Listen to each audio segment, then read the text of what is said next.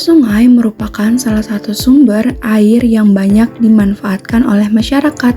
Namun, air sungai tidak dapat langsung diminum karena mengandung berbagai kotoran dan mikroorganisme. Pada video kali ini, kita akan membahas proses pengolahan air sungai menjadi air minum yang bersih, aman, dan layak dikonsumsi. Yuk, simak penjelasannya. Yang pertama, ada mutu dan syarat air minum. Air yang diolah harus benar-benar aman dan layak dikonsumsi. Standar ini diatur ketat untuk melindungi kesehatan masyarakat. Pertama, ada kriteria mutu air minum, yaitu dengan standar nasional adalah batas maksimum zat atau parameter yang diizinkan dalam air minum, misalnya sesuai Permenkes RI. Parameter kunci yang harus dicapai yaitu yang pertama, ada parameter fisika kritis yang dimana dilihat dari kekeruhan. Batas maksimal sangat ketat yaitu 1.0 NTU atau Nephelometric Turbidity Unit. Kekeruhan yang rendah menunjukkan proses filtrasi yang efektif. Selanjutnya ada organoleptik yang dimana air harus memiliki suhu normal 3 derajat Celcius dari suhu udara luar dan harus bebas dari warna serta bau yang mengganggu. Yang kedua ada parameter kimia kritis yang dimana dilihat dari pH atau derajat keasaman harus berada di rentang netral 6,5 sampai 8,5. Kontrol pH penting karena pH di luar rentang dapat bersifat korosif atau menyebabkan pengendapan mineral. Adapun logam berat yaitu kandungan timbal, besi, mangan, dan arsenik harus di bawah ambang batas yang sangat rendah karena bersifat toksik dan berbahaya bagi kesehatan dalam jangka panjang. Yang ketiga ada parameter mikrobiologi yang dimana total coliform dan E. coli harus 0 CFU per 100 ml atau 0 koloni per 100 ml sampel. Keberhasilan mencapai angka 0 menunjukkan proses disinfeksi yang sempurna. Yang kedua ada 3 syarat utama air minum ideal. Yang pertama ada syarat fisika yang dimana mutu yang dapat dilihat dan dirasakan, atau estetika, air harus jernih, tidak berbau, tidak berasa, dan tidak berwarna atau disebut dengan T3. Yang kedua ada syarat kimia dengan mutu terlarut, air harus netral pada pH 6,5 sampai 8,5, bebas dari zat kimia beracun seperti pestisida, logam berat, dan memiliki TDS yang sesuai untuk konsumsi manusia. Yang ketiga ada syarat biologi yang dimana mutu kesehatan, air harus bebas total dari semua mikroorganisme patogen yang menyebabkan penyakit termasuk virus, bakteri Vibrio cholerae, dan protozoa yaitu Giardia. Yang berikutnya tahap pengelolaan primer.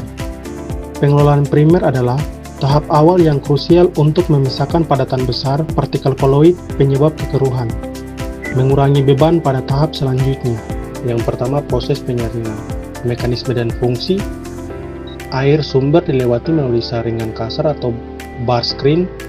Fungsi menahan benda-benda terapung berukuran besar, kayu, sampah, plastik, untuk melindungi pompa dan pipa dari kerusakan atau penyumbatan.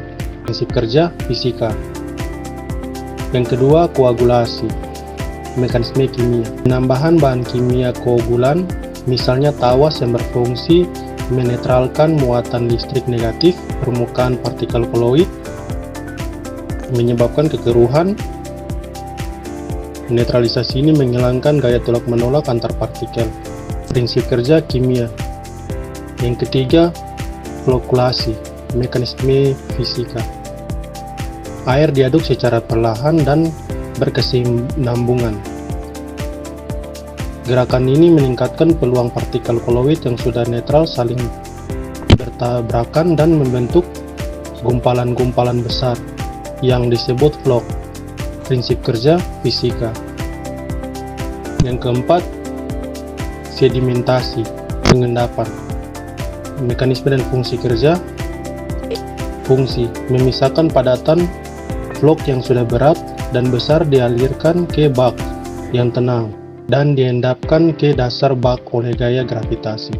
Tahap ini efektif menghilangkan lebih dari 90% padatan tersuspensi. Dan berikutnya tahap pengelolaan sekunder. Yang pertama ada filtrasi, penyaringan cepat. Mekanisme fisika: air dilewati melalui media berpori, lapisan pasir, silika, dan kerikil. Media saring menjebak sisa padatan tersuspensi, flok yang lolos, serta bagian mikroorganisme yang belum terpisah. Prinsip kerja fisika. Aerasi. Fungsi kimia: kontak air dengan udara oksigen untuk mengoksidasi mineral terlarut seperti Fe dan Mn agar menjadi bentuk yang tidak terlarut dan dapat disaring, sekaligus menghilangkan gas terlarut yang menimbulkan bau. Prinsip kerja fisika kimia. Sorpsi. Fungsi kimia: menggunakan media karbon aktif yang memiliki luas permukaan internal sangat besar untuk menyerap adsorb zat organik terlarut, pewarna, dan pestisida yang masih ada. Prinsip kerja kimia. Proses tersier. Disinfeksi atau sterilisasi akhir.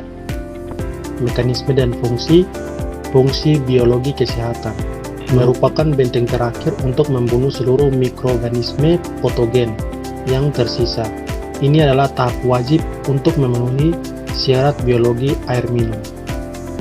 Yang berikutnya metode klorinasi, penambahan senyawa klorin yang membentuk asam hipoklorit, zat pengoksidasi kuat secara kimia, menghancurkan membran sel dan materi genetik mikroba. Yang berikutnya metode UV, menggunakan radiasi sinar ultraviolet UV yang secara fisik merusak DNA RNA mikroorganisme, mencegah kemampuan mereka untuk mereproduksi. Reservoir, waktu kontak. Air yang sudah disinfeksi ditampung sementara untuk memastikan zat disinfektan memiliki waktu kontak yang cukup sebelum air didistribusikan. Instalasi pengolahan air atau IPA.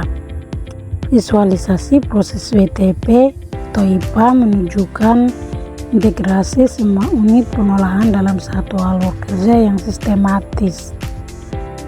Alur desain skematis WTP atau IPA. Yang pertama, air baku atau sungai, sumber air masuk. Dan yang kedua, bangunan intake atau screening, penyaringan awal.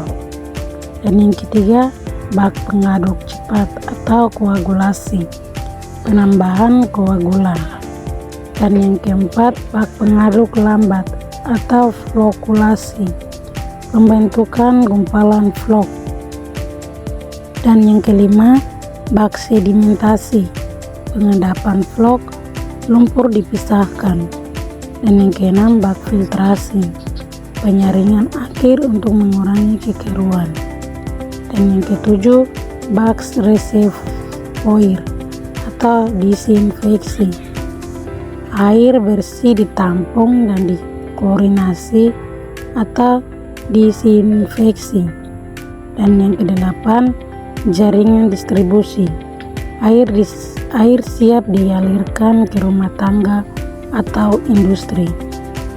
Dan kesimpulannya, integrasi sains pengolahan air minum adalah perpaduan efektif antara ilmu fisika, pemisahan partikel berdasarkan ukuran dan berat, kimia, netralisasi muatan, oksidasi, disinfeksi, dan biologi, penghilangan atau inaktivisasi patogen. Keamanan publik. Setiap tahap berfungsi sebagai lapisan pertahanan multi-buyer untuk menjamin bahwa air yang didistribusikan memenuhi syarat fisik, kimia, dan bakteriologi sehingga tidak menimbulkan penyakit dan aman untuk dikonsumsi seumur hidup.